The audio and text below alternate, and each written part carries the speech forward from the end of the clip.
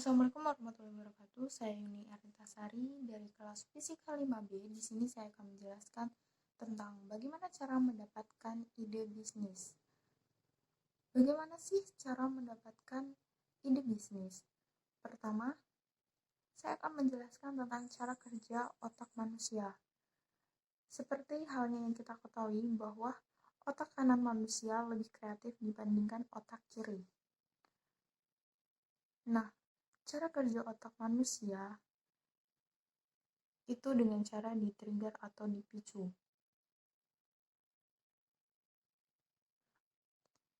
Yang dimaksud dengan di-trigger atau dipicu adalah ketika kita melihat sesuatu, maka kita akan terpikirkan hal yang lain.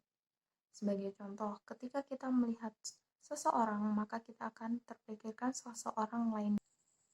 Nah, itulah yang dimaksud dengan trigger. Ternyata trigger itu sangat bermanfaat untuk mendapatkan ide bisnis, yaitu dengan cara memanfaatkannya. Cara yang pertama adalah biasanya ide bisnis muncul dari masalah kehidupan kita sehari-hari.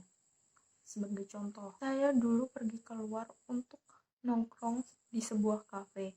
Namun kafe tersebut tidak memiliki fasilitas yang lengkap dan makanannya kurang enak. Lalu suatu hari, saya melihat YouTube. Lalu ada sebuah panel dengan judul Cafe Vlog, dan saya tertarik untuk melihatnya.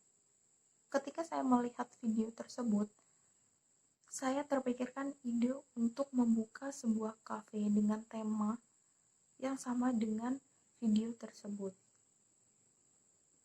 Yang tentunya dengan fasilitas yang lengkap, interior yang bagus, dan juga dengan makanan yang lebih enak. Nah, itu yang dimaksud dengan trigger, di mana masalah dapat menjadi ide bisnis dengan cara mencari solusinya. Jika masalah saya adalah sebuah kafe yang tidak nyaman dengan fasilitas yang tidak lengkap, maka solusinya saya akan membuka kafe yang baru dengan fasilitas yang lebih lengkap dan makanan yang lebih enak. Lalu yang kedua adalah hobi atau hal yang kita sukai dan juga bisa berupa dengan skill yang kita miliki. Contohnya, jika Anda pandai bermain game atau mempunyai skill bermain game yang sangat bagus dan hal itu juga disukai oleh Anda, maka itu dapat menjadi sebuah ide bisnis dengan cara membuka joki atau menerima jasa menaikkan level orang-orang yang tidak pandai bermain game. Lalu yang ketiga adalah mencari referensi ide dimanapun. Pastinya kita mempunyai tempat di mana ketika kita pergi ke tempat itu, ide-ide baru akan muncul. Yang perlu kita lakukan hanyalah pergi ke tempat itu. Yang keempat adalah melihat bisnis yang sudah ada. Sebagai contoh, ketika saya melihat bisnis orang lain di sosial media, saya akan terpikirkan ide bisnis lainnya yang jauh lebih baik. Keenam adalah mengobrol dengan pengusaha lainnya. Saat kita mengobrol dengan pengusaha lain, kita akan sharing tentang ide-ide bisnis yang bahkan kita tidak terpikirkan sebelumnya. Jadi, itulah beberapa cara untuk mendapatkan ide bisnis. Saran saya yang terakhir adalah